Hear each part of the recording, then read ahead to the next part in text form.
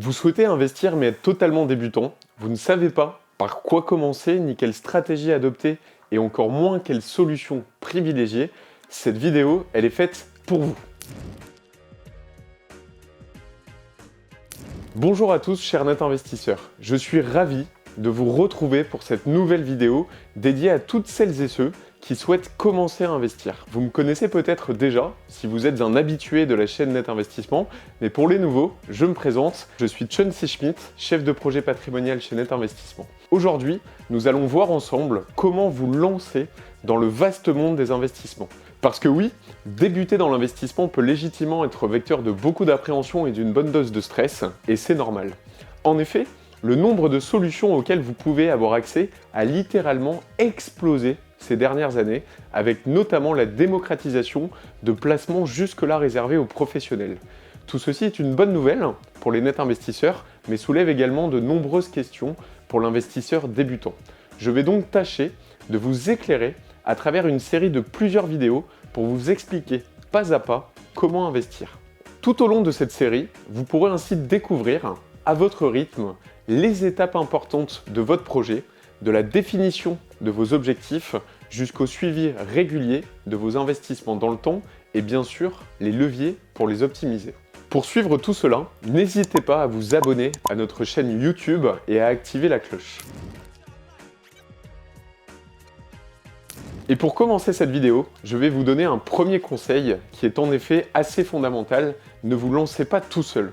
En effet, pour réussir vos investissements, je vous conseille de vous faire accompagner par un professionnel de l'investissement comme Net Investissement, car contrairement à certaines idées reçues, si vous avez bien choisi votre conseiller, non seulement cela ne vous coûtera pas d'argent, mais bien au contraire, cela vous en rapportera.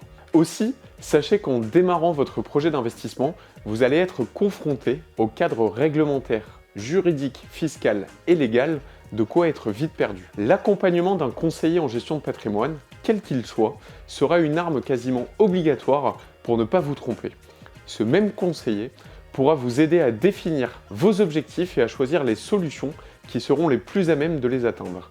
Maintenant que je vous ai donné mon conseil ultime, passons aux 6 étapes pour savoir comment investir quand on débute.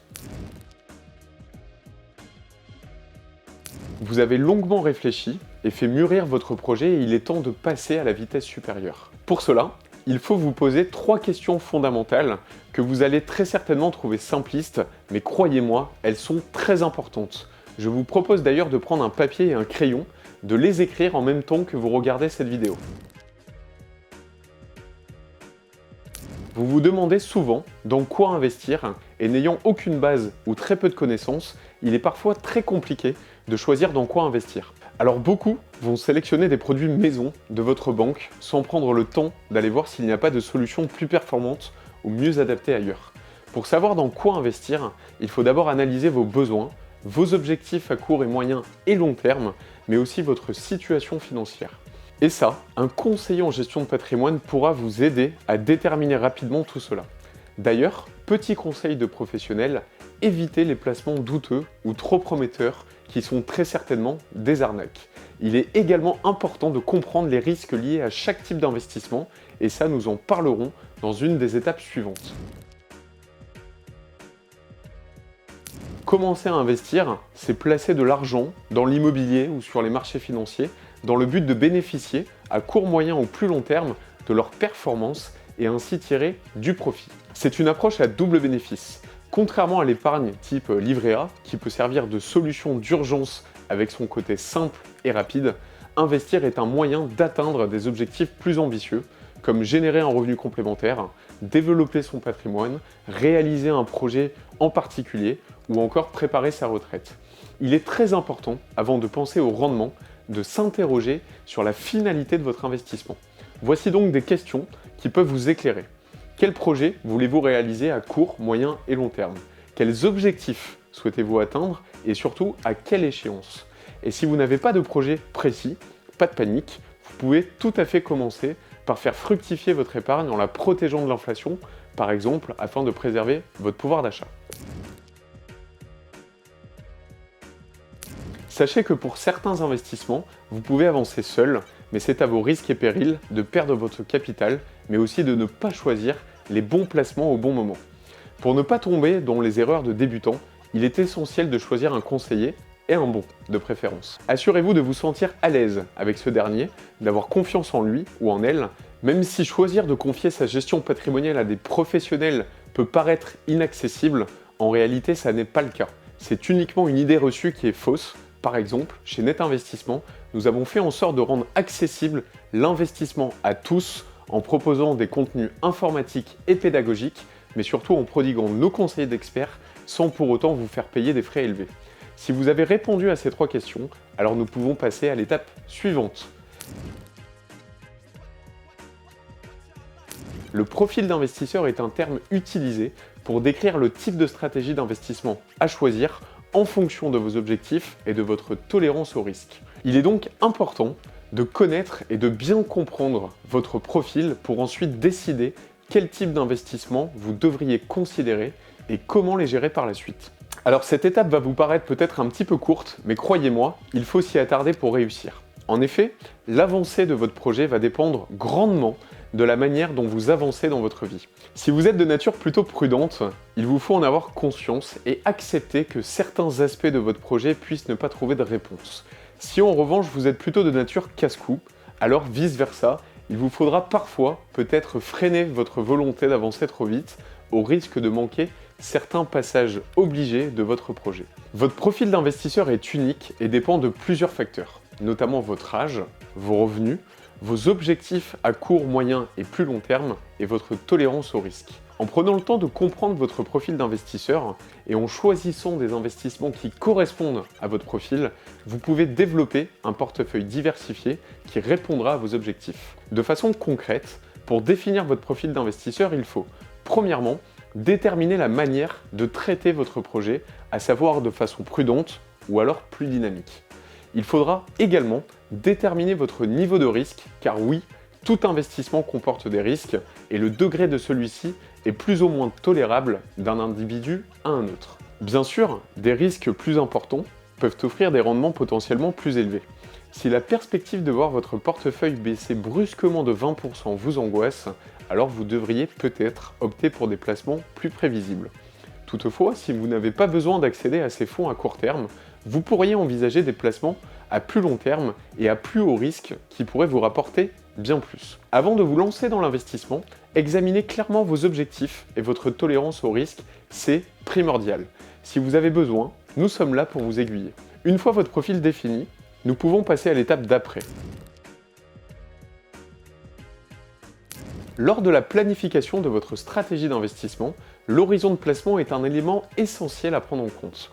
Il s'agit de la date à laquelle un projet d'investissement doit être achevé et détermine donc la durée du placement. Vous l'aurez compris, la durée de détention d'un produit financier dépend de votre projet de placement. Elle peut aller de moins de 3 ans à plus de 10 ans et est divisée en 3 horizons de temps distincts. Le premier, court terme, pour toutes celles et ceux qui ont un horizon de moins de 3 ans devant eux. Le deuxième, moyen terme, pour toutes celles et ceux qui ont un horizon de temps compris entre 3 et 8 ans. Et enfin, le dernier, long terme, pour toutes celles et ceux qui ont plus de 8 ans devant eux. Ainsi, si vous avez un objectif à court terme, donc dans les 3 prochaines années, vous devrez rester prudent avec la stratégie de votre portefeuille, car il n'y aura pas de temps pour récupérer des éventuelles pertes subies en cas de fluctuation du marché baissière. Dans ce cas, vous devriez envisager des placements à revenus fixes, tels que les placements en assurance vie avec une partie importante placée en fonds en euros ou en immobilier, qui vous procure une certaine sécurité non négligeable. Dans tous les cas de figure, il est important de placer une partie de votre épargne sur des placements moins risqués, avec une certaine garantie à la clé. Il est donc très important que vous preniez le temps de bien savoir sur quel horizon de placement vous souhaitez partir avant de réfléchir sur quel placement vous allez placer votre argent. Mais alors, dans quoi placer votre argent maintenant? Comment mettre en place vos solutions d'investissement? Pour avancer encore plus vite dans votre projet, il faut bien sûr évaluer les objectifs financiers et établir un plan d'investissement précis. Concrètement, il s'agit de déterminer quelles solutions d'investissement sont les mieux adaptées à vos objectifs et à votre situation personnelle. Alors dit comme ça peut faire un petit peu peur par rapport à la multitude de produits qu'il existe sur le marché, financier et immobilier, mais pas de panique. Comme je vous l'ai conseillé plus tôt, faites-vous accompagner par un professionnel qui saura trouver une solution à vos objectifs. En tout cas, ce travail, nous le faisons depuis maintenant plus de 15 ans et nos clients en sont ravis. Donc ce n'est pas insurmontable. Une fois cette étape accomplie, il s'agit désormais de bien répartir vos actifs. Répartissez vos avoirs judicieusement pour que vos placements restent rentables et continuent à croître. Votre placement doit être composé de diverses catégories d'actifs, chacun offrant des avantages différents, mais tout en restant complémentaires. Ne mettez jamais tous vos œufs dans le même panier. La proportion des actifs que vous décidez d'investir dépendra donc de votre objectif financier, de votre horizon d'investissement et de votre tolérance au risque.